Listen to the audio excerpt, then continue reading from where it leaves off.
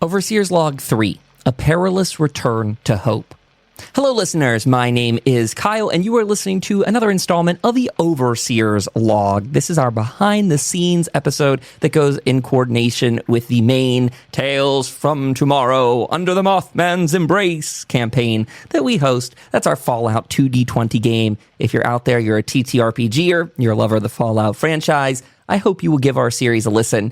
It is hosted by myself as the Game Master, or aka the Overseer. I've got my friend Skylar, aka his character Sam, in there. We've got my friend Mac Raven, who plays the character Raven in the game. And we've got our friend Jim in there. Well, I should say Official Dark Knight, who runs with the character Jim in the game. So with that being said, you go back, listen to a couple of the other episodes out there. The whole thing is archived on YouTube, on Substack, which is the really cool place. Go to tftfallout.com to head to our Substack page. And let's see, what I say, YouTube, it's on the podcast feed, Spotify. We got a little all over the place, a little bit on Twitch as well. We do it live over on Twitch on Sunday nights.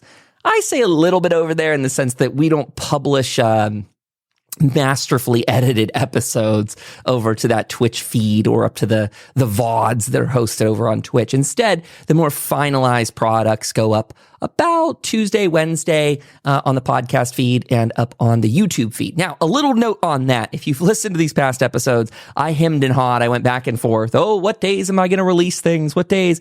And the reason behind it wasn't just me being indecisive. It was actually something outside of my control. I've determined that Substack lets us publish both video and audio episodes up to it all at once. Very nice, very easy, sort of a one-button thing.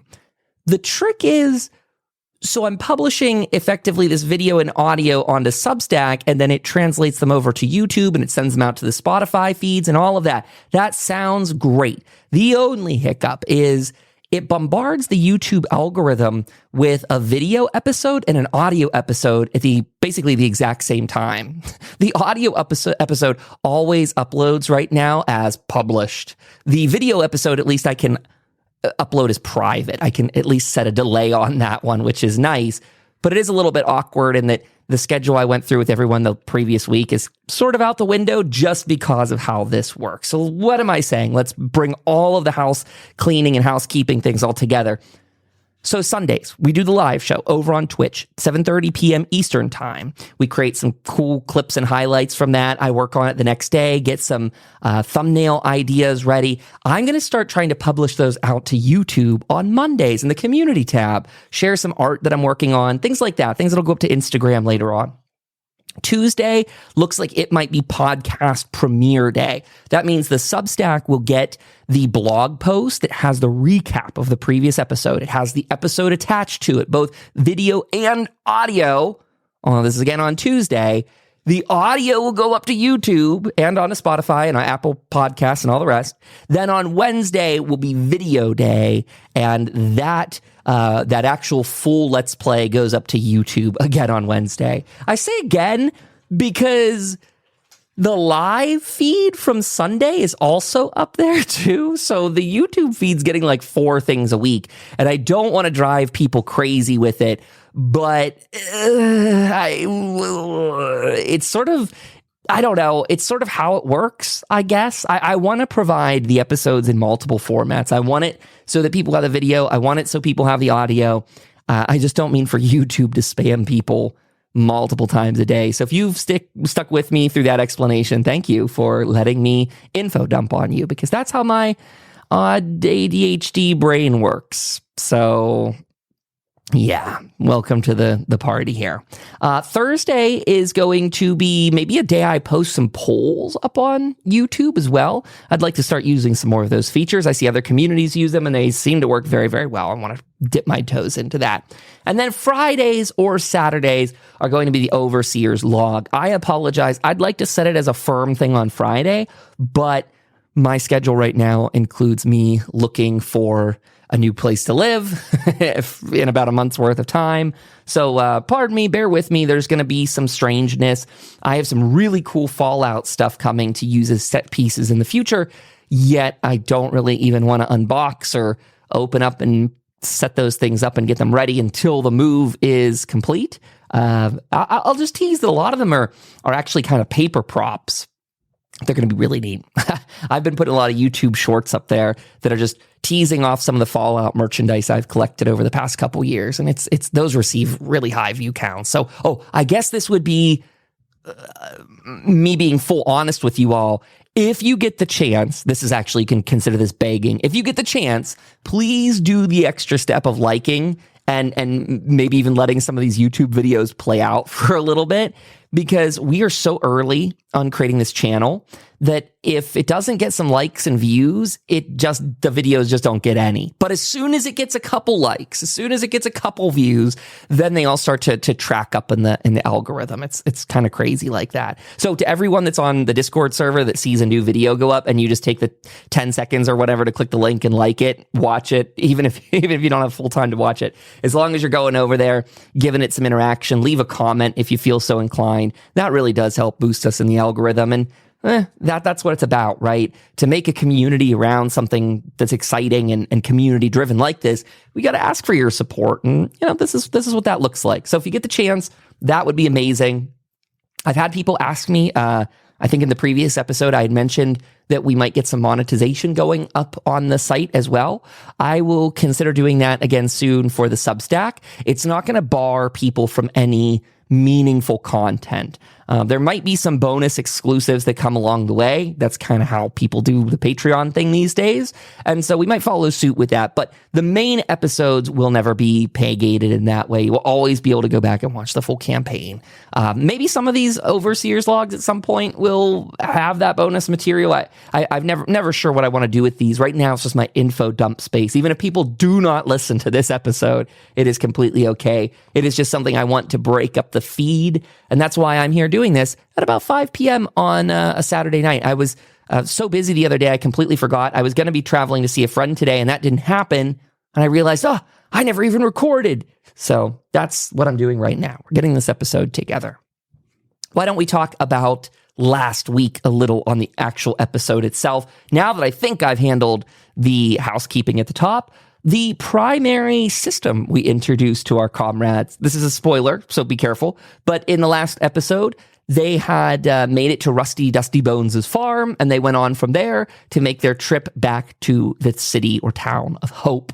Upon their arrival, they got a download of some of the new trends and sort of tendencies in town, one of them being that their friend Tom, who's sort of the robot technician of the town, was able to find a program from vault-tec, so this is in collaboration with vault-tec and Robco, a program called Smile, the software package, which is titled Settlement Management Interface for Lasting Establishment. Smile. They loaded that into a Protectron that was there. That Protectron dates back to the tutorial, the episode 0 for them. Oh, I should say, actually, pardon me, the pre-episode 0, as it's formally published. They found this Protectron right away when they were starting off their game. It was technically in their private episode 2 or 3 that they heard a Protectron. They heard a Protectron getting attacked in the street. They went to go help him. He was injured by ghouls, and they helped him get back to the town of Hope. He sort of led them there. He was a little bit of their dog that led the path, if you will. He was damaged along the way, and so he stayed around. They actually found a Mr. Handy. None of this was really planned. This is Alfred now I'm speaking to or about. Alfred sort of took the place of the Protectron. I wanted them to have a little bit of a robot companion so that I could, I guess, guide gently. I am not someone that likes a DM PC, Dungeon Master player character. I'm not interested in that. But I do see the value in providing a team, especially since my friends and I are brand new to TTRPGs. I thought it would be helpful to have a character within the party that they can leave behind. It's a robot after all. They can become attached to it, or they could not. And I sort of like having that in there. It gives me a bit of a narrative leverage in a sense, and it worked very well. I really didn't plan out how Alfred was going to interact with the comrades at the radio tower, but they had a heck of a time when Alfred got sort of taken over by Modus, the AI system. Yeah, that might have been in That was pre-episode 02, I think. Oh my goodness, I'm sorry. We had some fun right before we took this onto the internet, and that's why we had to bring it here, is things were getting more and more and more exciting. I touched base with the comrades too, and I asked the folks at the table, I wanted to make sure that taking it to Twitch, taking it to YouTube hadn't proved any kind of burden in their life so far, and they gave me very positive results and responses to that. Very personally alleviated to hear it, because we don't want to make this to be something arduous for the other players. And that's why I keep saying one of these days we'll get them in here and we'll do some extra calls with them. It's a little bit, it's a me thing. My brain is a little overscheduled right now. So even trying to I haven't even gotten around to poking them and be like, hey, can I borrow you for an extra half an hour this week to do some sort of sit down? So pardon me that might just be something we wait on a little bit. I think my players are also getting more in touch with their characters. I really hope that us taking this to Twitch, I think it's sort of stepped up everybody's commitment to these roles. And that's great because, again, if it's not burdening my players too much more, other than them maybe finding a deeper passion for their character, that sounds like a hell of a win to me. I am more interested and more dedicated now that I'm doing recaps and things like that throughout the week. Very fun. I don't want any of this to become too burdensome to the point that it ever takes away from the fun.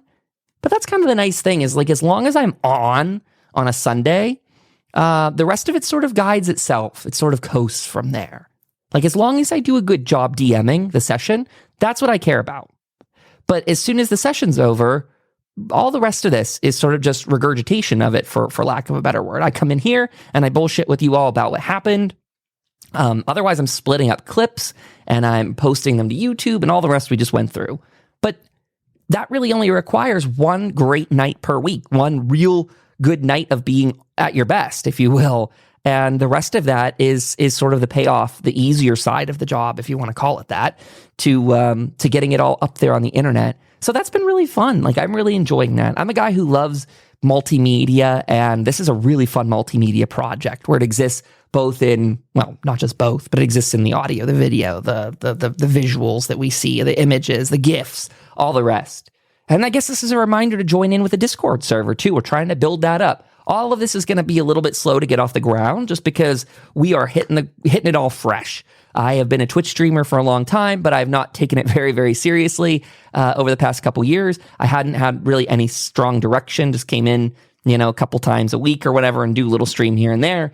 But man, this really gets me into the vibe that when I find a new place to live, I really want to do the interior of the place somehow retro themed. I don't know if that will be something I can afford in any budget. I'm a pretty by the shoestrings sort of guy. I don't have any, large income to speak of. So I'll have to play it by ear, but I really have a lot of these cute Fallout props in mind.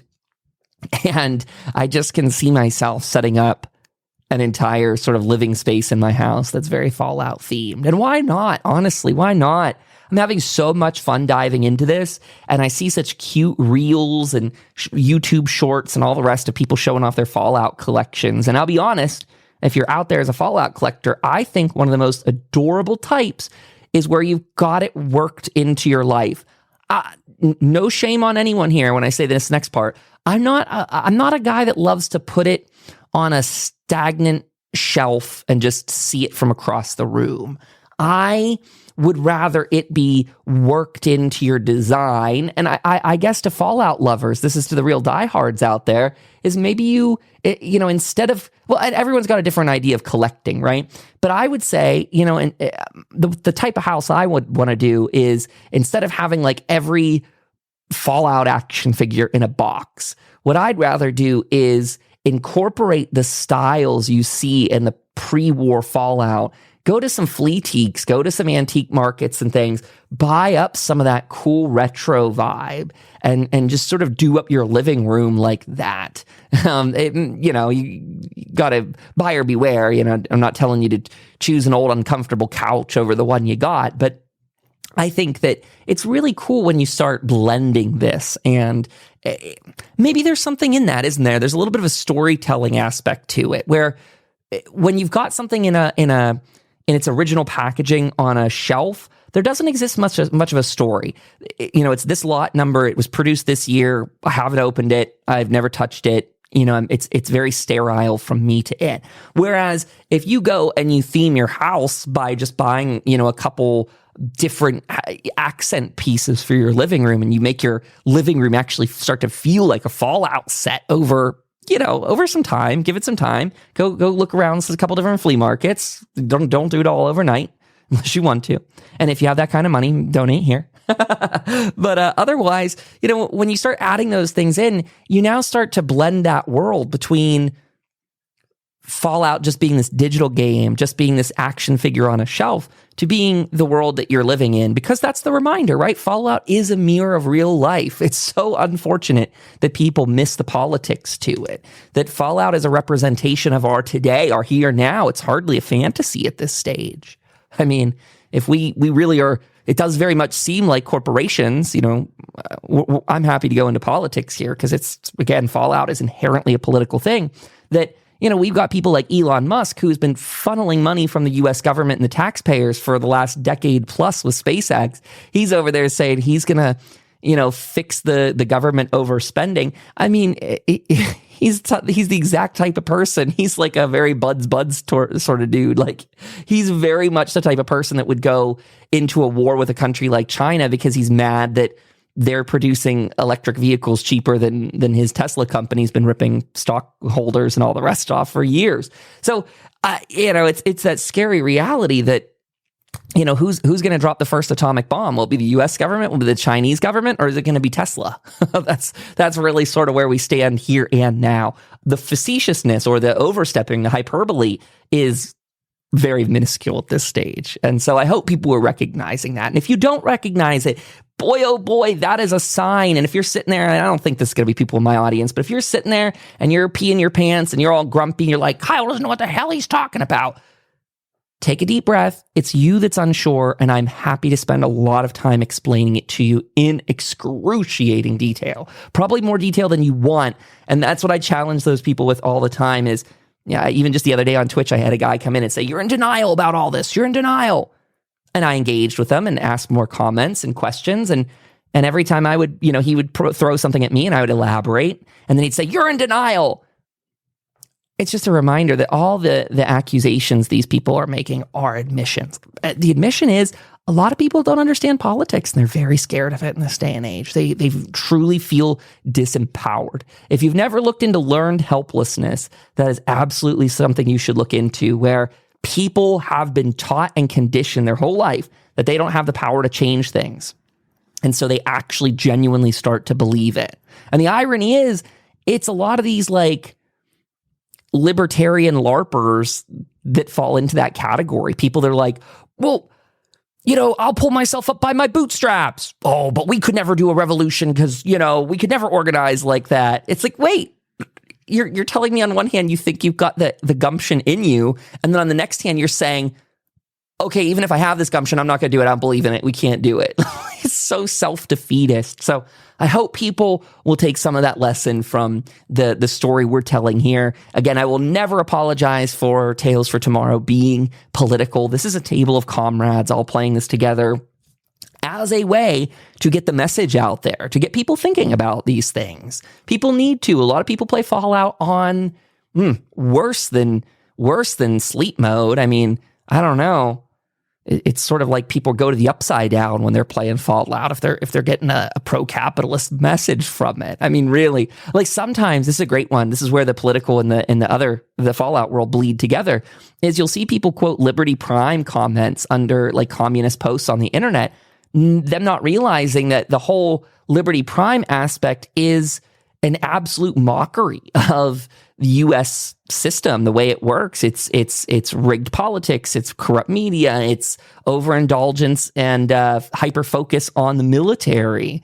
At the extent that all Liberty Prime is doing is saying lies. And the people who are quoting that on the internet, I mean, how brainwashed are they? Now I'm talking the real people, right? The people who are playing and seeing Liberty Prime, this mockery of capitalism, and then they're not getting the mockery, and so they're actively endorsing those quotes like it's something to be proud of.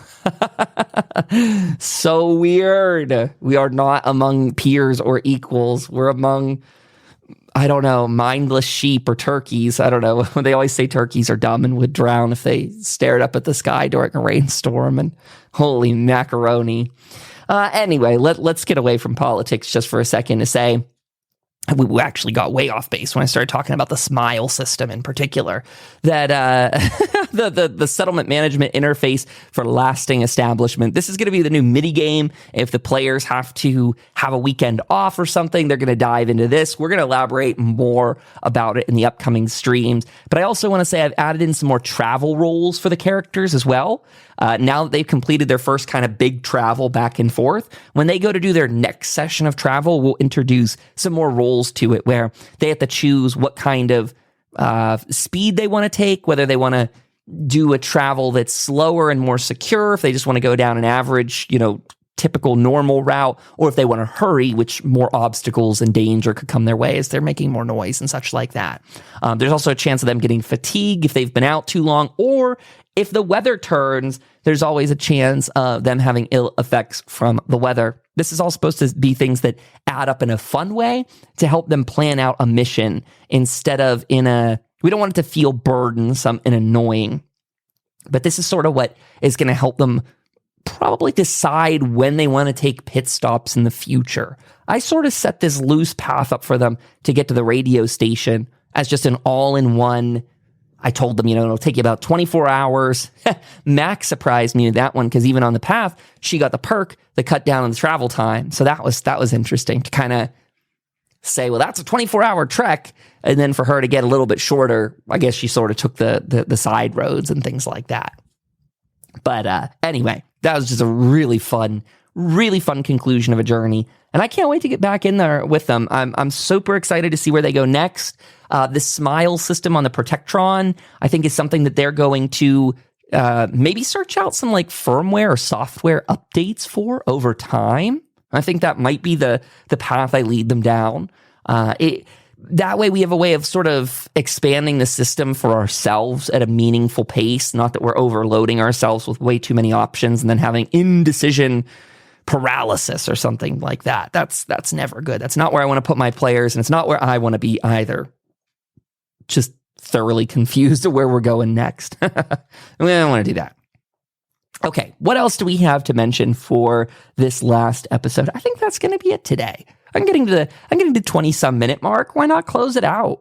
What else do I have to say? Oh, I'll shout out that we've been posting up on Reddit as well. If you're on the Fallout 2D20 Reddit and you happen to see the Tales from Tomorrow episodes, please give them an upvote. Leave a comment below them. Again, all that stuff starts to take off once it gets a couple people giving thumbs up or giving upvotes, giving 5 stars. It all begins to take off faster. So I ask all of you from the bottom of my heart, please give us the extra 30 seconds to 5 minutes in your life, whatever it is, that on all the podcast players you're subscribed, give it some 5-star reviews. If you type out some text below, that goes even further, like on iTunes, other people can see that, not, instead of just the 5-star rating. It's always good to fill those in with nice comments. I love to see that. Spotify, I think, offers a thumbs up still. Substack, please feel free to like it, restack it, share it with friends. I love Substack these days. So that's tftfallout.com. That'll take you right to the Substack. What else do we have? Again, there's an Instagram account that I have up and coming. It's sort of, again, gaining a little bit of traction here and there. And of course, the YouTube channel, the Twitch page. Twitch is Overseer Kyle now, by the way. If you didn't see that in the past updates, that's new change. Just in case anyone clicks on any of the links and they're wrong. I went through there and I tried to update them, but you never know. 1 or 2 or 5 or 10 going to skip through my checking, but we don't have that many episodes up yet, so it seemed pretty manageable to fix it. Oh, also with the Reddit, I wanted to shout out that the user over there by the name of Ziggy is a community favorite. They post a ton of useful information. Ziggy just did a couple, let me find this one, GM screen, my GM screen I'm going to. Ziggy did a new pre-made encounters mechanic chart. So this is a Google Excel sheet, and it lets you plug in your average level your players, you select the enemy type, ghoul, robots, super mutants, and so on, and it will calculate how many monsters of that degree should be sent out to make a fairly average encounter. Now, you will want to tailor this to your group. If you find this to be too weak or too strong, you can adjust for that accordingly. That's going to all be based on your character's perks and how well they know their character loadout. Well, also how they do the actual combat effectiveness. If they're not actively participating in the combat, that's going to, underpower the team. So use this thing accordingly, kind of stretch that out in your mind to just whatever you want to do. But I'm really excited for it because sometimes I don't know what my characters are up against. Like, I don't know, how intense to get. Let me give you guys an example, though. So if I have 3 players and they're all level 6, which is true, it can give me the suggestion for ghouls saying one mighty glowing ghoul from page 256 in the core rulebook, 2 feral roamer ghouls from the Wanderer's book. Ooh, that might be one encounter. And then raiders, they're suggesting 1 raider boss. So you kind of see maybe, that's a good example of how you might want to check beyond just the one thing. It's suggesting only 1 raider boss as an enemy. And this is just, of course, where you use your own sort of common sense and just experience that you're probably not going to find a raider boss on their own. Maybe, but they're probably going to be flanked by some other people more often than not. So these are just ideas, just something to get you thinking. Shout out to Ziggy and all that great work up there on the subreddit. That is, again, the Fallout 2D20 subreddit. And if people here are interested, I have already started a Tales for Tomorrow subreddit. I just haven't done anything with it yet. So maybe we'll do that. Yeah. That's where I'll leave you all this week. Thank you for tuning in. Thank you for listening. I hope you are safe out there. I hope you're healthy. I hope you're staying strong, comrades. And we'll catch you on Sunday nights, 7:30 p.m. Eastern Time. For all the rest of you catching it later, that mostly is going to be Tuesday and Wednesday for you to look out for YouTube and Spotify and all the rest. Peace.